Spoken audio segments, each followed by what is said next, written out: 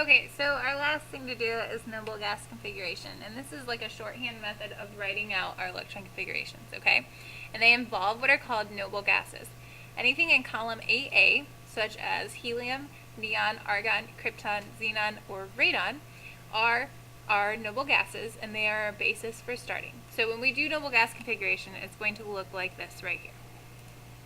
Okay, so the first step, once we know our element that we're doing and we know how many electrons it has, we find the noble gas that's closest to our element but does not go over the number of electrons that our element has, and we write it in brackets. And we can put its atomic number above it so that we know how many electrons it has. Okay, then we use our ends with periodic table to find what does that noble gas end with to help us start going down our diagonal, or to go until we hit what our element ends with. And then we can use the diagonal rule or our periodic tables to do that, okay? So here we go. Phosphorus is our first one, and phosphorus has 15 electrons. So the noble gas that is closest to but does not go over 15 electrons is neon. So we put neon in brackets, and we can put that it has 10 electrons on top. That helps out. Okay, now, neon ends with, so look at your ends with periodic table, neon ends with 2p6. So that means on our diagonal rule sheet, or keep going on your periodic table, the next thing that we have after 2p6 is 3s2. We only have 12 electrons, so we need to keep going. So now we go to 3p, and phosphorus ends in 3p3.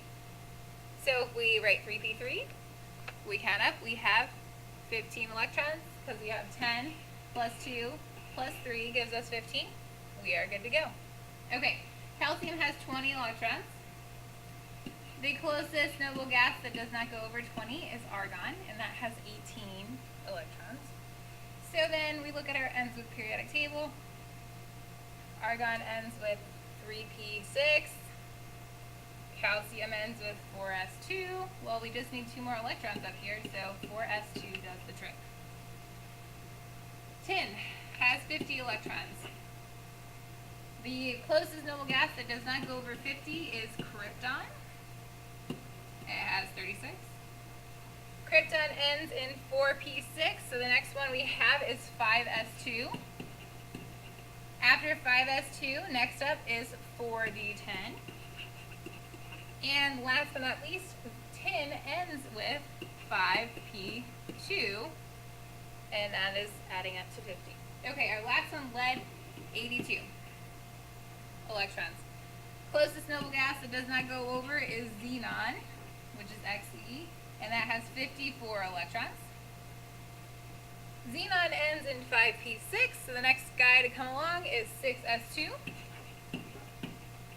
And then we have 4f14. And after 4f14, 5d10.